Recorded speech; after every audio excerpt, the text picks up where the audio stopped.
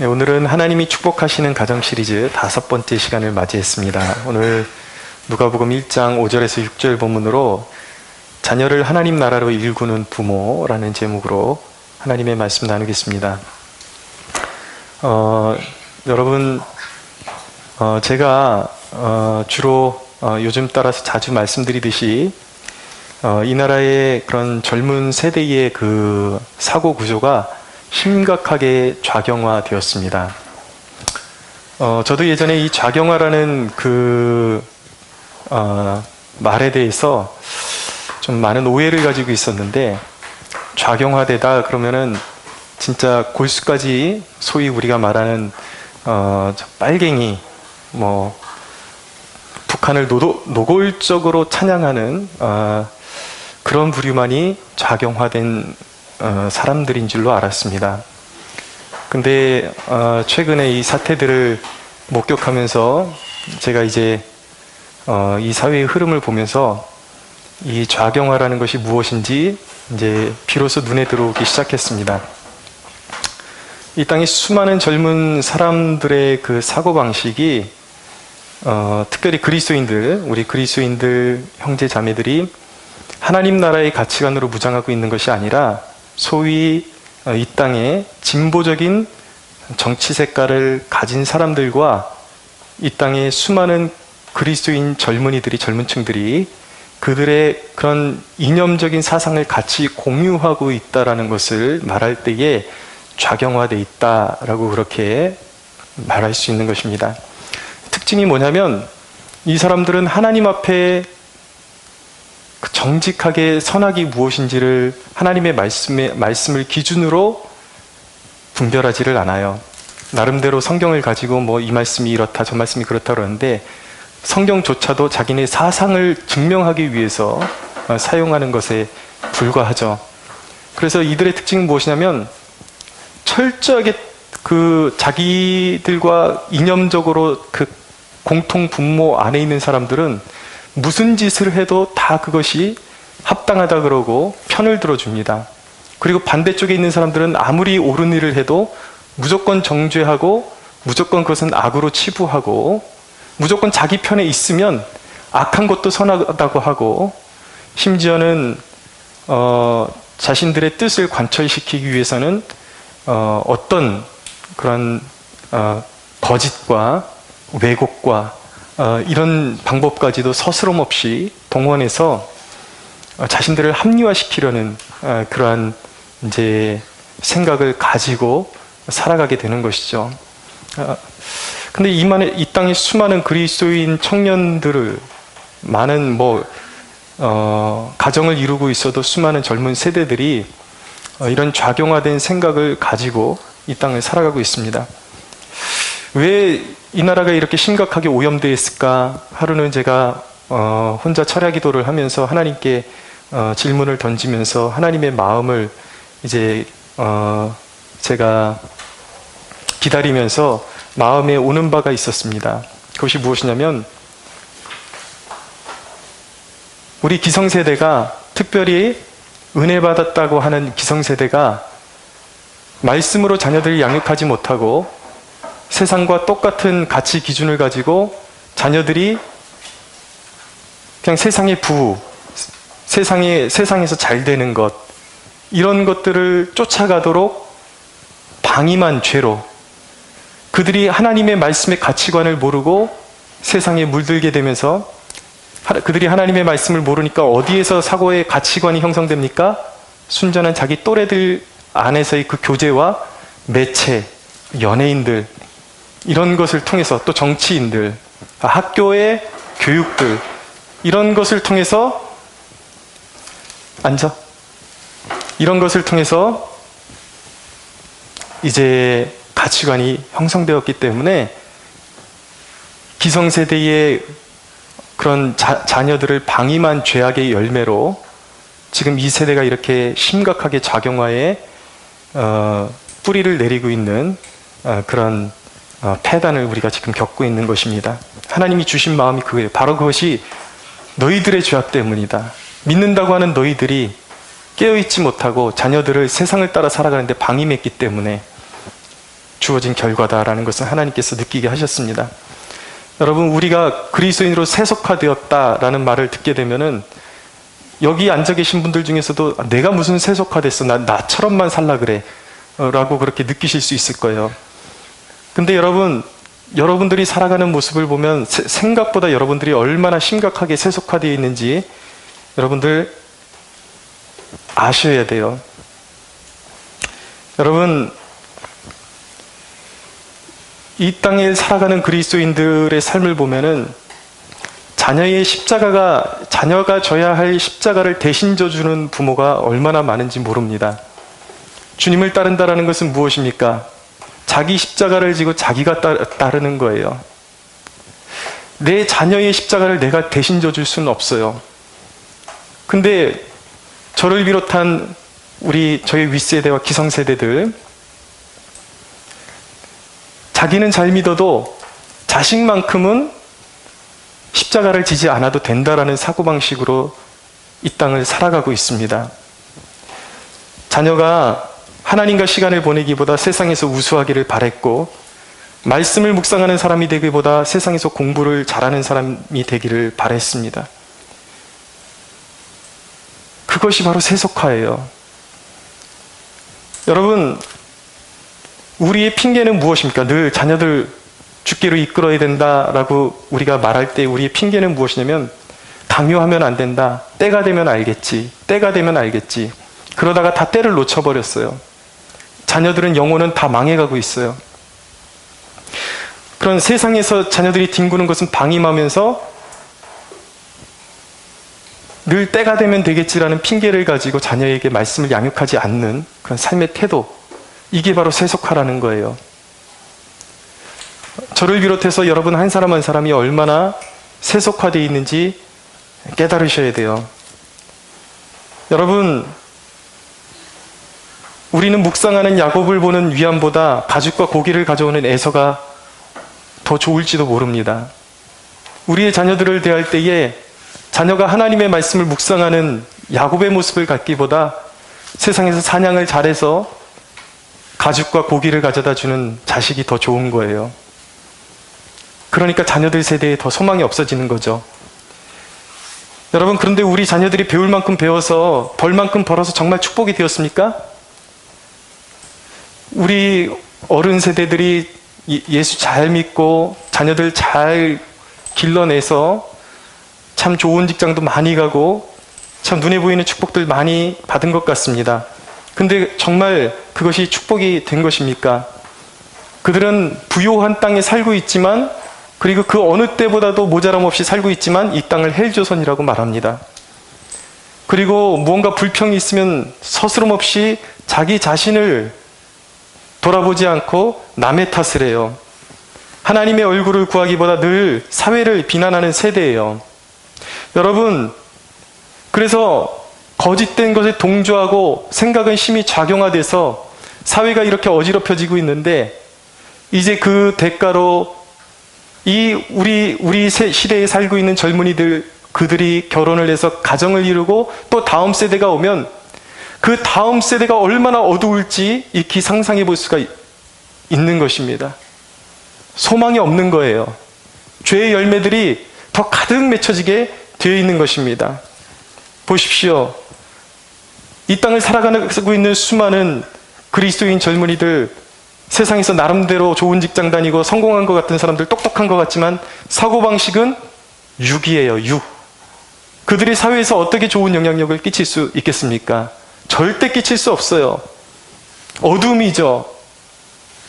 여러분, 우리 대한민국의 미래는 어디 있는 것입니까? 경건한 하나님의 백성들이, 경건한 자손들이 일어나야 하는 것입니다. 할렐루야. 경건한 한 사람의 위력이 대단한 것입니다. 영국이 영적으로 가장 어두웠을 때에 존 웨슬레라는 사람이 일어나면서, 그 당시에 광부들은 그 당시에 가장 입이 거칠고 욕설을 난무하고 음란하고 가장 거칠고 험한 인생을 살고 있던 사람들이, 그리고 술 취하고 방탕하고, 그들이 광부였습니다. 사회적으로 광부는 거의 정말 사람 대접받지 못하는 거친 인간으로 대접받고 그들에게는 소망이 없다라고 말했을 때에 존 웨슬리가 광산에 찾아가서 직접 복음을 전하고 그랬을 때에 이 광부들의 눈에서 눈물이 흐르기 시작하고 광부들이 변화받기 시작했습니다. 웨슬리가 살았을 때 수많은 그런 방탕한 영혼들이 주께로 돌아오면서 술을 끊어버리고 방탕한 것을 끊어버리고 음란한 것을 끊어버리고 영국 사회가 변하기 시작하는 것입니다. 여러분, 세상에 소망이 어디 있냐고요? 경건한 한 사람이 일어나면 소망이 있는 것입니다. 할렐루야. 그러므로 여러분, 우리가 무엇에 이 세상을, 지금 이 어두운 세상을 바꿀 수 있는 가장 확실한 길은 무엇이냐면 우리가 지금이라도 회개하고 경건한 자녀들이 우리 아래로 일어날 수 있도록 우리는 혼신의 힘을 다해야 하는 것입니다. 우리 자녀들을 하나님 나라로 일궈내야 돼. 하나님 나라의 가치관, 하나님 나라의 정신으로 일궈내야 되는데 자녀를 그렇게 하나님 나라로 일구는 부모가 되려면 몇 가지 영적인 그런 가치관이 꼭 형성되어야 하는 것입니다. 첫째는 부모가 먼저 자녀 양육에 대한 분명한 사명의식을 가져야 하는 거예요. 여러분, 자녀를 영재로 기르겠다는 목적을 가지고 있는 부모는 많지만 자녀를 경건한 자녀로 기르겠다라는 목적을 가진 사람들 본 적 있습니까? 이것이 바로 기독교의 타락이에요. 여러분들 어떻게 살아오셨습니까? 여러분들 자녀를 경건한, 여러분들이 세상에서 우리 아들만큼은 똑부러지고 영재가 되었으면 좋겠다라는 생각을 가진 만큼의 열망을 가지고 내 자녀가 경건한 하나님의 사람으로 서가기를 한 번이라도 바란 적이 있습니까? 추구한 적이 있습니까? 여러분, 하나님의 사람은 그냥 나오는 것이 아니에요. 영재로 기르겠다라는 방향성이 있어야 영재가 탄생하는 것처럼 경건한 사람도 그냥 나오는 것이 아니라 영적인 부모로부터 방향성을 가지고 길러내야 경건한 자손이 나오게 되는 것입니다. 그러려면 부모가 먼저 경건한 사람이 되어야 해요. 아빠 엄마가 교회 출석은 하지만 집에서 말하고 행동하는 것이 세속적인데 여러분, 자녀들이 무엇을 배우겠습니까? 자녀는 부모에게 굳이 배우지 않아도 부모의 모습을 그대로 답습하게 되어 있습니다. 많은 자녀들이 부모를 싫어해요. 가만히 보면 정서적으로 부모를 싫어합니다. 그런데 아이러니하게도 우리 부모는 이래서 싫어라고 말하는 그 자녀의 모습 속에 그 부모의 모습이 소름 끼칠 정도로 들어 있습니다. 왜인지 아십니까? 자기도 모르는 사이에 답습했기 때문이에요. 그 피가 거기에 들어있기 때문이에요. 그러므로 여러분들의 자녀를 기르시면서 자녀의 모습 가운데 좋지 않은 모습이 보이거든 자녀만 타박하셔서는 안 돼요. 그것을 통해서 깨달아야 되는 것은 무엇이냐면 그것이 바로 내 모습이라는 것을 깨달으셔야 돼요. 내가 그러고 있었기 때문에 자녀가 그 모습을 본받고 있는 거예요. 나는 아닌 것 같지만, 나는 몰랐지만 나도 모르는 사이에 나의 영적으로 좋지 않은 습관들, 그런 모습들이 자녀에게로 그대로 옮겨가고 만 것입니다. 여러분, 세례 요한의 부모 사가랴와 엘리사벳은 하나님 앞에 의인이요 흠이 없이 행한 사람들이라고 말씀하고 있습니다. 6절을 보십시오. 이 두 사람이 하나님 앞에 의인이니 주의 모든 계명과 규례대로 흠이 없이 행하더라 라고 말씀하고 있어요. 이들이 흠이 없었다는 것은 이들이 죄인이 아니다라는 말씀이 아닙니다. 그들이 죄인이었지만 하나님의 은혜를 입어서 그 은혜에 합당한 삶을 살았다라는 뜻입니다. 늘 하나님을 예배했어요. 늘 삶 가운데 하나님을 추구했어요. 그리고 하나님의 뜻대로 살려는 삶의 명확성이 있었어요. 인생이 모호하지를 않았어요. 자신들이 무엇 때문에 살아야 되는지를 분명히 알고 있는 거예요. 하나님의 영광을 위해서, 하나님의 뜻을 위해서 내가 존재하는 유일한 이유는 이 땅 가운데서 하나님의 뜻을 이루며 경건한 자손을 길러내는 것이라는 것을 이 두 부부는 알고 있었던 거예요. 삶이 모호하지 않아요. 명확해요. 그래서 이들은 나중에 세례 요한을 낳고 믿음으로 그를 기를 수 있었던 것입니다. 이 아버지, 세례 요한의 아버지 사가랴는 성령에 충만한 사람이라고 성경이 말씀하고 있습니다. 그는 영적으로 민감했어요. 아버지였지만 그리고 자식에 대한 하나님의 뜻이 있음을 그는 알고 있었습니다. 76절에 보니까 이 아이여 내가 지극히 높으신 이의 선지자라 일컬음을 받고 주 앞에 가서 그 길을 준비하여 주의 백성에게 그 죄 사함으로 말미암는 구원을 알게 하리니 라고 자기 아들 세례 요한이 앞으로 어떤 사명을 감당하게 될 것인지 그는 성령의 충만함을 입어서 예언하고 있었던 것입니다. 자기 자녀가 주의 길을 준비하러 온 그런 사명을 가진 인물이라는 것을 그가 알았어요. 그래서 그는 이 자녀를, 세례 요한을 어려서부터 어떻게 길러야 할지 분명한 사명의식, 목적의식을 가지고 자녀를 기를 수가 있었던 것입니다. 여러분들의 자녀에게 하나님의 뜻이 있다는 것을 깨달으셔야 돼요. 거기서부터 여러분들의 자녀들의 양육은 시작되는 것입니다. 여러분, 이 바쁜 시대에 어떻게 아이의 영적 교육까지 신경 쓰란 말입니까? 그렇게 저에게 물으실 수 있어요. 그런데 여러분 그 사실 아십니까? 그런 질문 자체가 여러분들의 삶의 이중성 그리고 깨어있지 못함을 스스로 말해주고 있다는 것입니다. 여러분들이 정말 그리스도가 내 안에 계시고 내가 그리스도 안에 있다라고 믿는다면 이 부분에 대해서 절대 여러분들이 모순을 느끼실 수가 없어요. 어려움을 느낄 수가 없어요. 왠지 아십니까? 그의 먹고 살고 말하는 모든 존재하는 이유가 하나님의 영광을 위한 것이기 때문에 그대로 살아가면서 아이에게 가르치기만 하면 저절로 영적인 양육이 이루어지는 것입니다. 근데 왜 그런 질문이 나올까요? 어느 순간에 시간을 내서 애를 영적으로 가르치고 어떻게 이 바쁜 세대 가운데 그렇게 가르칠 수 있습니까? 그런 것은 내 삶이 이원론으로 갈라져 있다라는 거예요. 양면으로 갈라져 있다라는 걸, 한결같지 않다라는 거예요. 한쪽으로는 은혜를 이야기하는 용어가 따로 있어요. 은혜 받은 사람들끼리 말하는 용어가 따로 있어요. 또 한쪽에는 거의 평소에는 하나님께 은혜 받은 얘기들이 없어요. 그냥 육적인 사람들이랑 똑같아요. 대화 내용이 하나도 차별이 없어요. 그렇게 사니까 아이에게 영적인 양육을 할 수가 없는 것입니다. 여러분, 우리가 깨달아야 하는 사실은 무엇이냐면 삶의 모든 순간이 교육의 통로라는 것을 깨달아야 하는 것입니다. 여러분, 우리는 충분히 삶의 모든 순간마다 자녀를 양육할 수 있어요. 영적으로. 밥을 주시는 분이 누구인지를 가르쳐 줄 수 있고, 우리가 따뜻한 옷을 입고 다닐 수 있는 이유, 이것을 공급해 주신 분이 누구인지 우리는 말할 수 있습니다. 저는 아이에게 아이가 만화를 보여달라고 그럴 때 보여줘요. 그런데 항상 그 전에 기도를 합니다. 말씀을 암송시킵니다. 기도를 하면서 거기서 설교 때나 배울 수 있는 내용들을 명료하게 가르쳐 줍니다. 기도를 할 때 그 내용 속에 삼위일체 하나님의 내용이 들어가게 해서 아이가 자연적으로 하나님은 삼위일체로 존재하시는구나 라는 것을 깨닫게 기도 시간을 활용을 합니다. 여러분, 아이들이 유치원에 갔다 오거나 학교에 갔다 왔을 때 아이들이 학교에서 배운 사고방식과 하나님 나라의 사고의 차이를 설명해 주는 것도 좋은 영적인 교육의 한 방면인 것입니다. 아이가 어디서 듣고 와서 사람이 우연히 지어졌대요. 원숭이가 사람이 됐대요. 그렇게 이야기할 때에 설명해 주는 것이죠. 아니야. 그것이 아니라 우리는 하나님을 믿는 가정인데 세상에서는 그렇게 배울지 모르지만 하나님의 사람들은 우리 한 사람 한 사람을 하나님의 형상으로 하나님이 지으셨다라는 것을 하나님의 말씀은 증거하고 계셔. 그러므로 우리는 너와 나는, 그리고 우리는 하나님의 형상으로 된 고귀한 하나님의 피조물이야 라고 가르쳐 줄 수 있는 것입니다. 할렐루야. 놀 때도 자녀를 영적으로 양육할 수 있습니다.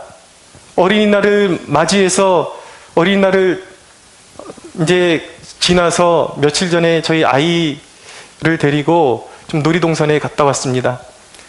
아이를 위해서 이제 다녀왔는데 놀이동산이 매표, 그 입장을 하기 전에 먼저 우리 가족을 불러 모았어요, 제가. 그리고 말했습니다. 우리가 이렇게 놀 수 있는 것, 먹을 수 있는 것은 우리가 하나님을 섬기기 때문에 하나님이 축복해 주셔서 먹을 수 있는 거야. 그러나 저 북한이라는 땅에는 하나님을 섬기지 못하게 하니까 온 땅의 백성들이 너무 힘들고 어려워서 제대로 먹지도 못하고, 그리고 놀고 싶어도 노는 게 뭔지도 모르는 사람들이 있어. 그러니까 우리가 이렇게 놀고 먹을 수 있는 것조차도 하나님의 은혜 없이는 할 수 없다라는 것을 우리가 믿고 이 모든 상황에 하나님께 감사하고 하나님을 믿는 것이 소망이기 때문에 하나님을 모르는 사람들에게, 저 북한 땅에 있는 그런 힘들어하고 눈물 흘리는 그런 사람들에게 복음이 증거될 수 있도록 우리가 힘쓰는 것이 우리가 살아야 되는 이유야 라고 그렇게 말해주고 놀이공원으로 입장하는 것입니다. 여러분, 우리가 얼마나 궁색한 변명을 대면서 자녀를 영적으로 길러내지 못하고 있습니까? 시간이 없다, 뭐 환경이 안 된다, 자료가 없다. 아니에요. 여러분들의 인생 자체가 그리스도께 붙들려 있다면 결코 기회가 없는 것이 아닙니다. 우리가 먹고 입고 살고 하는 그 모든 순간이 하나님의 영광을 드러내고 하나님이 어떤 분이신지 가르칠 수 있는 기회임을 믿으시기 바랍니다. 네. 여러분, 자녀를 구원의 대상으로 바라보지 않으면 우리의 자녀들은 망하는 것입니다. 여러분의 자녀가 지옥에 갈 수 있다고 생각한다면 여러분들이 직접 천국과 지옥에 있음을 믿는 사람들이라면 인생에 있어서 여러분들의 자녀에게 가르칠 우선순위가 무엇인지 말을 안 해줘도 분명하게 알게 될 것입니다. 내 자녀가 지옥에 갈 수 있는데 여러분들 그냥 자녀들 학원만 보내고 주일날은 내가 기도할 테니까 너는 학원 가라고 말할 수 있겠습니까? 그런 부모가 될 수 있겠습니까? 아니요, 결코 그렇게 될 수 없어요. 내 자녀가 정말 금지옥역 같고 너무나도 귀한 생명이라는 것을 안다면, 이 귀한 자녀가 지옥에 갈 수 있다는 것을 여러분들이 믿는다면 여러분들은 어떻게 살아야 할지 누가 설명해 주지 않아도 다 알게 될 것입니다. 여러분, 우리가 바라보는 우리 자녀들의 세속화의 저주는 여러분, 자녀 양육의 사명을 잃어버린 우리 그리스도인들 부모들의 열매인 것입니다. 사랑하는 여러분, 우리가 이제라도 이 사명을 회복해야 될 줄로 믿습니다. 자녀를 영적으로 양육해야 되는 이 사명, 여러분 붙들고 살아가는 축복이 있게 되기를 바랍니다. 할렐루야.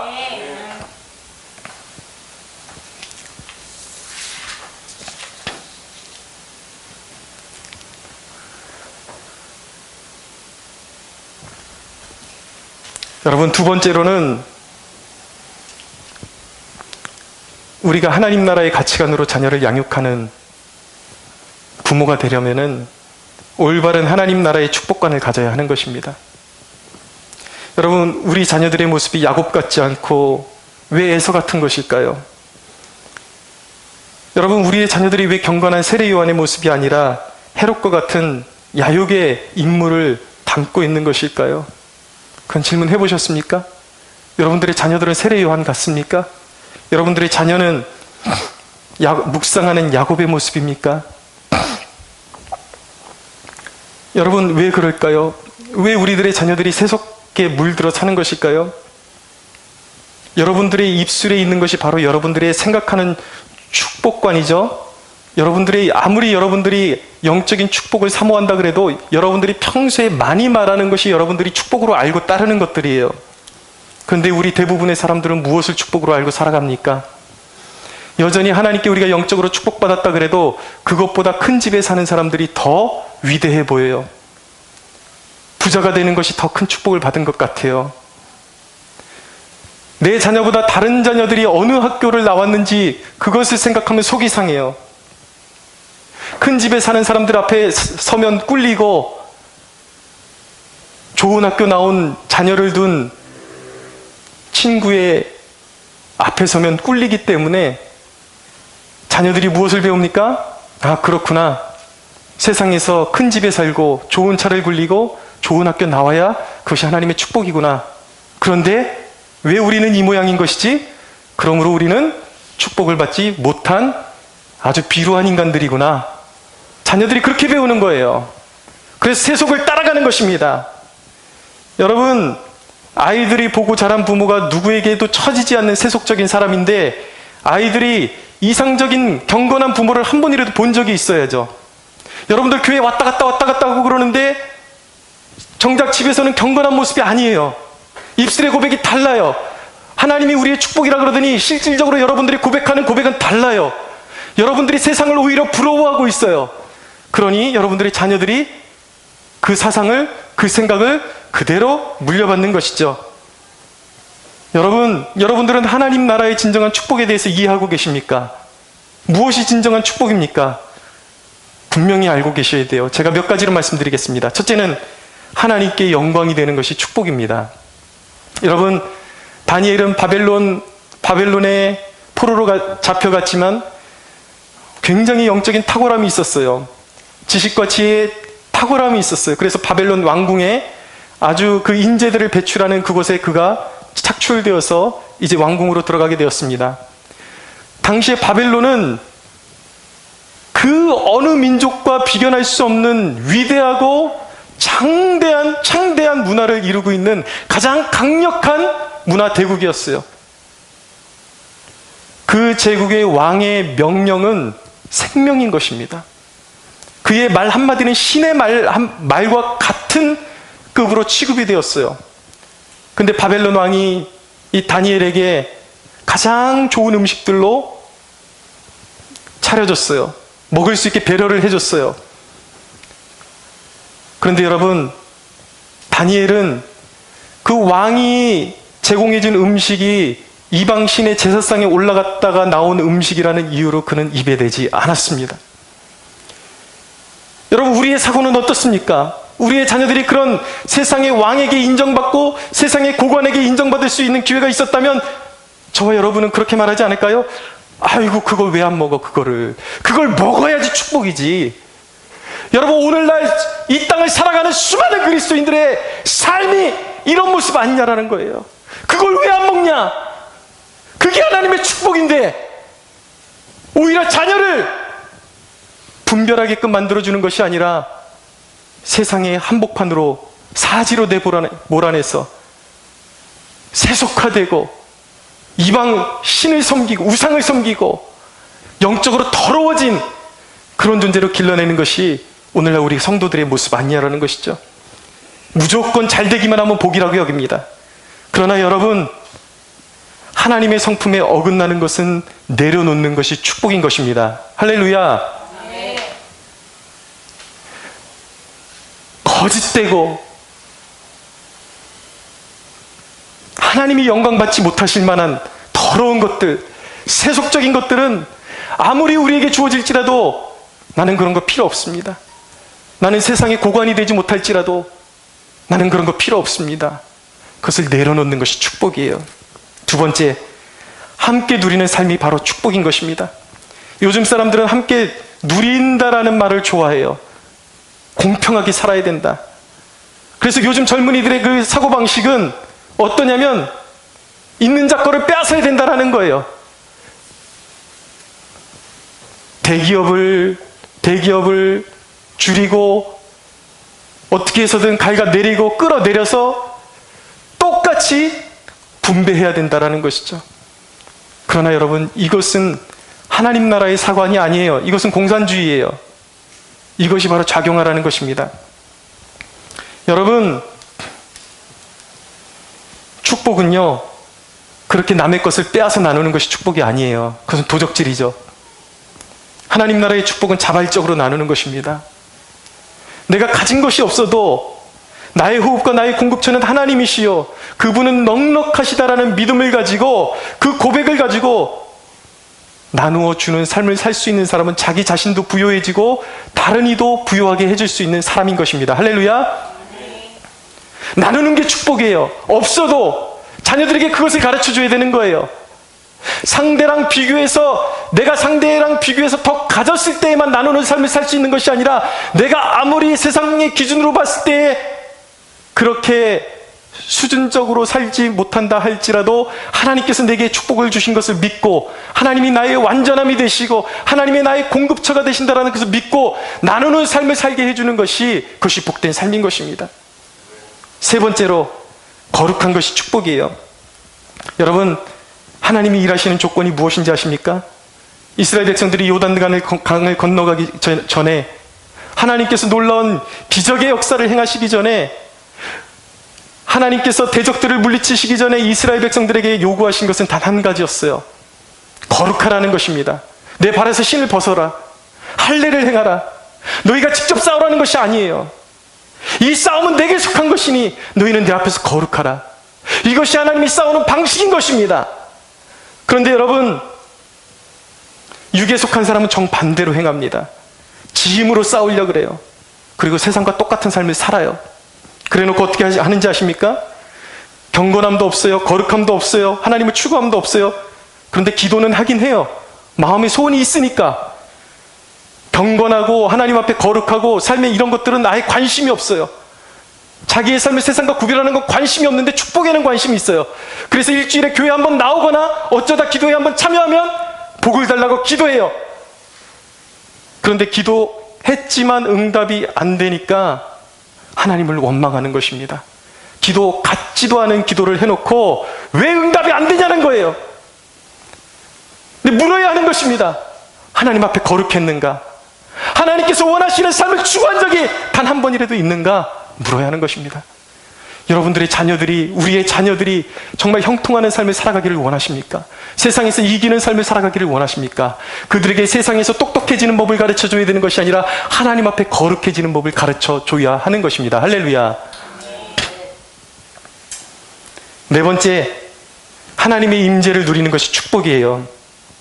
여러분, 세상의 가치는 다수의 사람들이 옳다고 하는 것을 따르는 그것이 맞는 것이라고 그렇게 생각을 합니다. 그리고 다수에게 인정을 받으면 그것이 축복이라고 생각을 해요. 그러나 여러분, 하나님의 가치는 다수를 따르는 것이 아니라 진리를 따르는 것입니다. 그래서 진리를 따르다 보면 외로워져요. 예레미야라는 선지자가 거짓 선지자들과 맞서서 뺨을 맞고 착고에 채이고, 여러분, 그랬을 때에 그가 거짓 선지자들로부터 핍박을 받고 난 이후에 반드시 등장하는 말씀이 있습니다. 무엇이냐면 여호와의 말씀이 예레미야에게 임하여 가라사대. 누구에게 하나님의 영이 임합니까? 거짓된 다수의 선지자가 아니라 홀로 진리를 추구한 예레미야 한 사람에게 하나님의 진리의 영이 그에게 임하시는 것입니다. 무엇이 축복입니까, 여러분? 결국은 어떻게 됐습니까? 하나님의 예언의 말씀대로 범죄한 유다 백성들이 바벨론 왕국에게 멸망했을 때에 거짓 선지자들은 다 멸망하고 죽임을 당하고 말았지만, 하나님의 진리를 따라서 외롭지만 그 진리를 추구했던 예레미야는 하나님께서 생명을 보존해 주셨습니다. 마지막 날에 그렇게 될 거예요, 여러분. 다수의 사람들이 말한다고 해서 옳다고 쫓아가고 세속적인 가치관을 가지고 살아갔던 사람들은 영원한 심판에 들어가게 될 것입니다. 그러나 내가 믿는 믿음의 진리를 붙잡고 하나님의 영광을 위해서 홀로 될지라도 진리를 선택하고 바른 것을 선택하고 하나님께 영광이 되는 것을 선택한 외로워졌던 사람들은 하나님의 그 나라에서 찬란한 영광의 면류관을 얻게 될 것입니다. 여러분, 다섯 번째로 사람을 기르는 것이 축복이에요. 물질을 모으는 것이 축복이 아니에요. 물질도 축복이라면 축복이라고 말할 수 있죠. 그러나 하나님께서 물질을 주시는 이유가 무엇입니까? 사람을 길러내는 거예요. 하나님의 사람으로 내가 너희에게 베푼 물질을 가지고 교회를 세우고 하나님의 사람들을 세워내라는 것입니다. 그럴 때만 물질의 가치가 있는 거예요. 여러분, 하나님의 나라는 사람인 것입니다. 그래서 주님의 가장 큰 명령은 너희는 가서 제자로 삼으라는 거예요. 모든 민족을 아버지와 아들과 성령의 이름으로 세례를 베풀고 내가 너희에게 분부한 모든 것을 가르쳐 지키게 하라. 이것이 가장 하나님께서 우리에게 원하시는 사명이라는 것을 꼭 기억할 수 있게 되기를 바랍니다. 여러분, 무엇이 축복입니까? 여섯 번째로 죄를 멀리하는 것이 축복이에요. 어느 자살한 대학의 총장이 말했습니다. 조그만 유서에다가 그가 그렇게 기록해놨어요. 이 모든 것이 내가 가장 소중히 여기던 인맥 때문에 내가 이렇게 됐다. 내가 가장 소중히 여기던 그 인맥 때문에 알고 보니까 그것이 악마의 저주였다. 속삭임이었다. 그가 유서를 그렇게 써놨어요. 여러분, 죄인들의 눈에는 항상 더 가진 사람이 좋아 보여요. 힘 있는 사람을 따라요. 누구 밑에 줄 서야 하는지가 인생이 사는 기준이에요. 왜냐하면 그가 죄인이기 때문에 말씀의 기준이 없어요. 그러니까 죄인의 기준을 따라가는 거예요. 그러나 말씀이 있는 사람의 눈은 항상 세상의 가치관을 기준으로 사람을 사귀는 것이 아니라 누가 진실한 사람인지를 먼저 보게 되는 것입니다. 말씀이 마음에 있어서 선과 악을 구별할 줄 아는 지혜를 갖는 것이 복인 줄로 믿으시기 바랍니다. 그것이 탁월함이에요. 그것이 복이에요.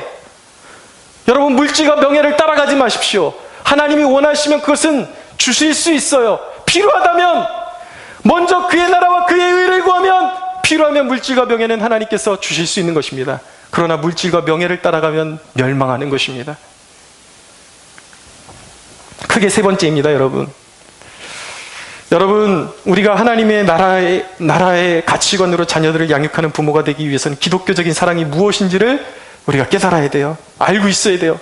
폭력만큼이나 좋지 않은 것이 자녀가 방종하는 것을 내버려 두는 것입니다. 방치하는 거예요. 여러분, 사랑이라는 단어가 얼마나 왜곡되어 있는지 아십니까? 여러분, 세상이 말하는 사랑은 진리에 기반을 두지 않는 사랑을 말하는 것이에요. 세상이 추구하는 사랑은 죄라는 것을 가려내지 않습니다. 그냥 모든 것을 품으려고 합니다.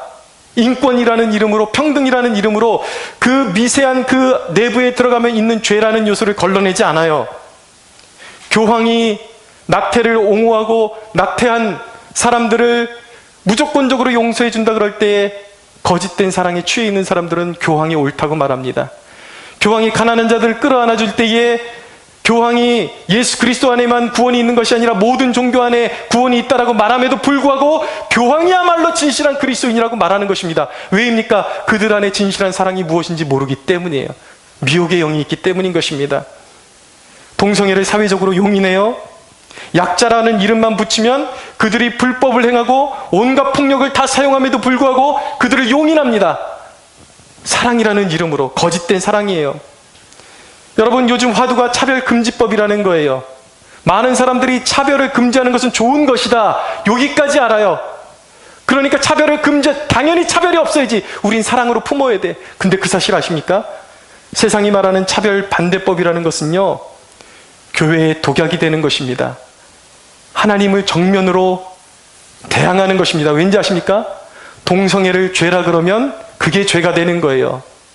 그것에 찬성하면 교회에서 동성애는 죄입니다 그러면 남의 권리를 침해했다고 고발하는 거예요.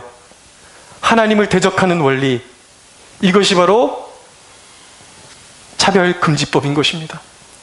여러분은 누구의 편을 들고 계십니까? 사랑이 무엇인 줄 알고 사랑을 외치고 계십니까? 여러분, 그러나 우리의 사랑은 진리의 기반을 둔 사랑인 것입니다. 자녀가 하나님의 형상으로부터 멀어지는 죄악 가운데 있을 때 훈계하는 것이 사랑이에요. 그것은 자기 화풀이를 말하는 것이 아니에요. 여러분, 우리가 올바로 훈계하기 위해서는 하나님의 사랑이 무엇인지 배워야 돼요. 그래서 말씀을 깊이 묵상해야 하는 것입니다. 훈계는 잔소리가 아니에요. 자녀를 무조건 정말 한없는 사랑으로 품으면서 그가 하나님의 형상에서 멀어질 때 그것을 바로잡아주는 것이 징계의 목적인 것입니다.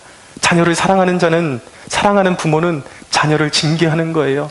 오늘날 그리스도인의 가정에서 이 징계가 사라졌습니다. 그러니까 자녀들이 막 가요. 통제가 안 돼요. 하고 싶은 것만 하려고 그래요. 그것은 사랑이 아니에요. 사랑하는 여러분, 우리가 마지막으로 한 가지 기억해야 되는 것이 있습니다. 우리의 자녀들을 올바른 길로 인도하고 영적으로 양육하기 위해서는 부모의 기도가 가장 중요해요. 여러분들 자녀들을 위해서 기도하십니까?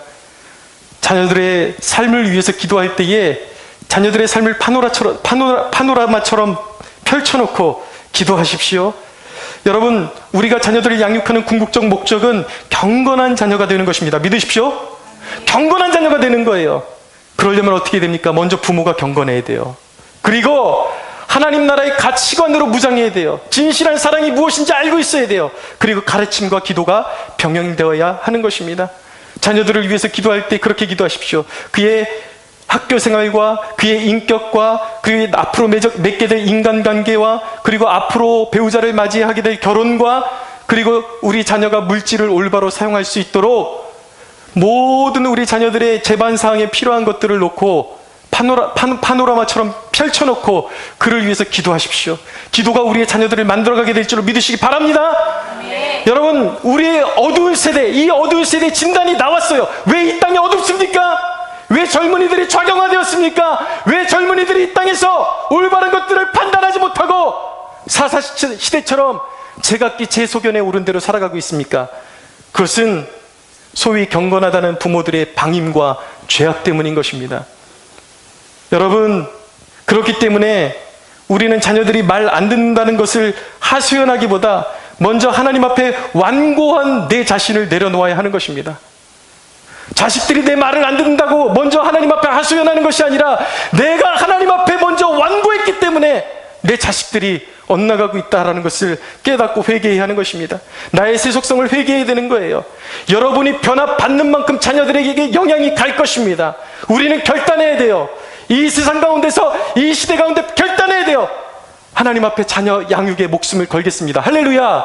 네. 여러분, 그리고 그렇게 기도해야 돼요. 우리는 이런 결단을 해야 돼요. 이 땅의 가정의 회복과 자녀들의 회복을 위해서, 마치 우리가 저 북한 땅에 얽매인 백성들을 자유케 해달라는 그 간절한 소원함을 갖듯이 이 영적인 어두움에 갇혀있는 우리의 자녀들의 해방을 위해서, 영적 해방을 위해서 하나님, 내가 하늘에 썩어지는 미랄이 되겠습니다. 우리는 이렇게 결단해야 될 줄로 믿습니다.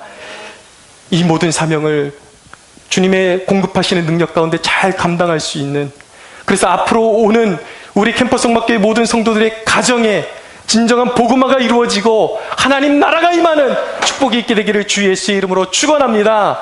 우리 하나님께 영광의 박수 올려드리겠습니다.